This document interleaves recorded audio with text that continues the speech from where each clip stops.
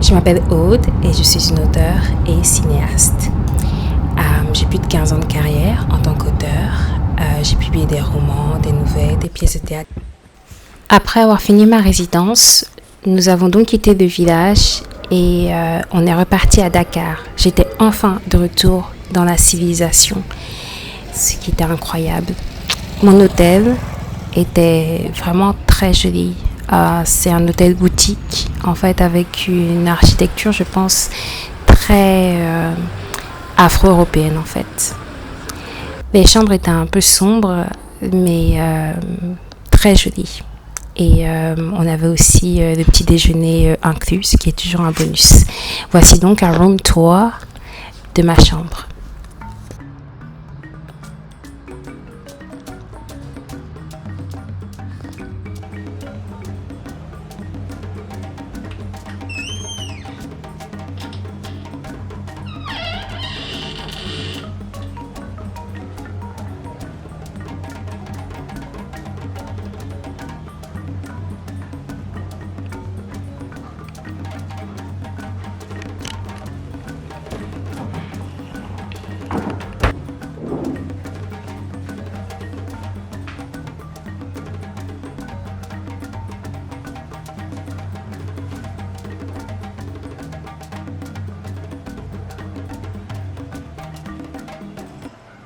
Il y avait aussi un restaurant avec une vue splendide en fait sur la corniche et la mer.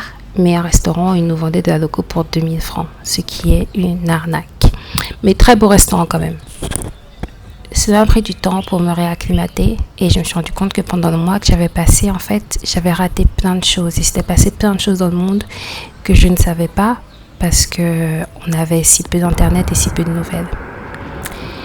Donc, j'ai revisité quelques endroits sympas de Dakar. On est parti au Sharkies avec un ami, avec une fois de plus une vue formidable sur la mer. Et j'ai décidé que puisque j'avais du temps, j'allais voyager à Saint-Louis, c'est-à-dire Ndar. Donc j'ai voulu prendre le Demdik, mais le Demdik était toujours rempli. Donc au final, j'ai dû prendre un baka ou un minicar. Et on a voyagé dans tout le pays en fait. Et une chose qui m'a toujours surprise quand je voyage au Sénégal, c'est à quel point les routes sont bien. Et surtout par rapport à la Côte d'Ivoire. Bon, bien sûr, le minibus était inconfortable, mais bon, ce sont des aléas en fait. Je pense que voyager en Afrique de l'Ouest, ça veut dire devoir sacrifier une bonne partie de son confort pour le plaisir du tourisme et de, en fait, visiter des lieux splendides. Donc on est arrivé à Saint-Louis, qui était déjà vraiment très joli, bien plus petit que Dakar. Mais quand même assez bruyant, assez vivant, peut-être un peu plus sale aussi.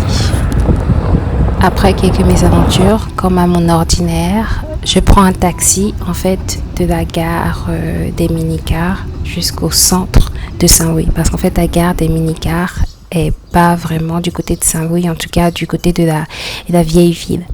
Comme vous voyez, l'architecture a vraiment une inspiration très coloniale. Bon, c'était créé par des colons. Et Saint-Louis Ndar, donc qui est son nom en Wolof, si je ne me trompe pas, c'est donc une ville qui a une architecture qui pourrait être semblable à Cuba ou aux Caraïbes.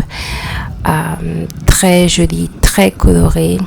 Des immeubles qui sont plus ou moins bon état en fonction des velléités de les entretenir ou pas. J'avais faim, donc je suis partie. Donc je suis partie chercher un restaurant où manger et j'avais pas beaucoup d'options en fait. Je savais déjà que le seul restaurant où il y avait des options pour moi, c'était chez Dosso. Et bon, c'est aussi une différence avec Dakar. Mais c'était vraiment très bon chez Dosso, très très bon, avec beaucoup d'options végétariennes. Bien plus qu'à Dakar, mais malheureusement, c'était le seul restaurant qui m'offrait des options là-bas. Donc, je me suis régalée, ça valait vraiment le coup. Et j'ai goûté un pain délicieux, en fait de mil, si je ne me trompe pas. Je suis allée au nord de Saint-Louis, qui était donc tout aussi beau. Il y avait des enfants qui jouaient dans la rue. Comme à Gorée, en fait, on voyait très bien que le tourisme était l'une des principales sources de revenus.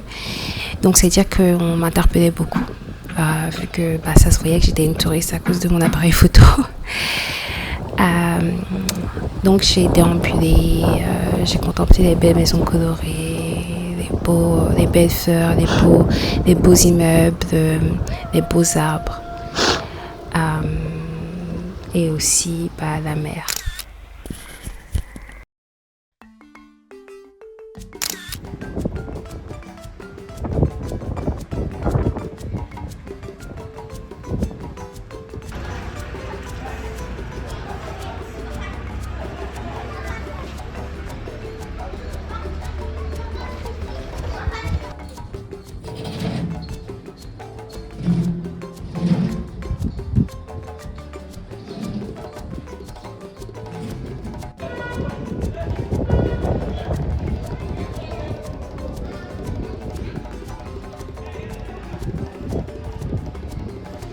Je suis partie au musée de la photographie qui avait une rétrospective des premiers journaux en fait qu'il y a eu au Sénégal, importés bien sûr par les colons, et ensuite des journaux sénégalais qui ont été créés suite à la décolonisation, qui était aussi une rétrospective et une exposition très intéressante.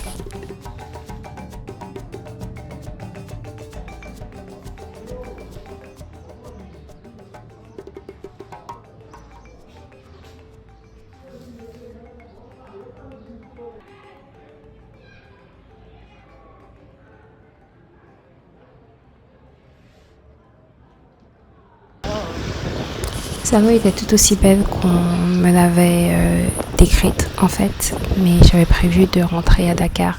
Je voulais pas forcément passer la nuit là-bas, donc du coup j'ai repris le minibus. Le lendemain à Dakar, j'ai décidé d'explorer leur TER. Comme vous savez, je suis une grosse geek des trains. J'adore les trains. J'ai fait Shinkansen au Japon, j'ai fait les trains rapides KTR en Corée, donc j'adore les trains. Et donc le fait que je sois dans un pays africain qui a un train, même si ce sont des vieux TER que la France aura vendus pour très cher, c'était vraiment un moment excitant pour moi. Donc j'ai pris le TER.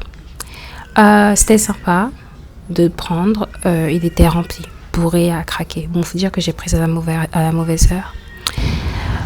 Ensuite après j'avais la dalle et je voulais vraiment manger des pastèques végétariennes et je ne savais pas trop où les trouver, mais heureusement à Casino j'ai réussi à en trouver. Bon, il faut dire que j'évite les centres commerciaux et les supermarchés autant que possible quand je suis à l'étranger, mais bon, Casino du coup ça valait la peine. Ensuite après je suis partie à Casa Teranga qui est un de mes restaurants vegan préférés. D'ailleurs de ces restaurants vegan à Dakar, excellent. Et donc ils ont une super sélection de nourriture locale vegan, ce qui m'intéresse beaucoup quand je suis à l'étranger. Mes jours à Dakar tiraient à leur fin. Le Sénégal avait été un beau pays, plein de gens accueillants, mais aussi un pays où il m'était arrivé beaucoup trop de mésaventures et de galères. Et je pense qu'au final, je ne retournerai peut-être pas au Sénégal seule, je pense.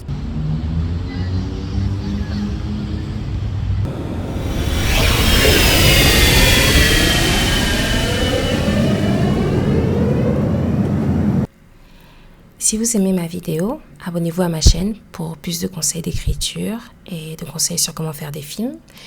Ou inscrivez-vous sur ma newsletter, sur mon site internet pour suivre mes aventures, lire mes livres et regarder mes films.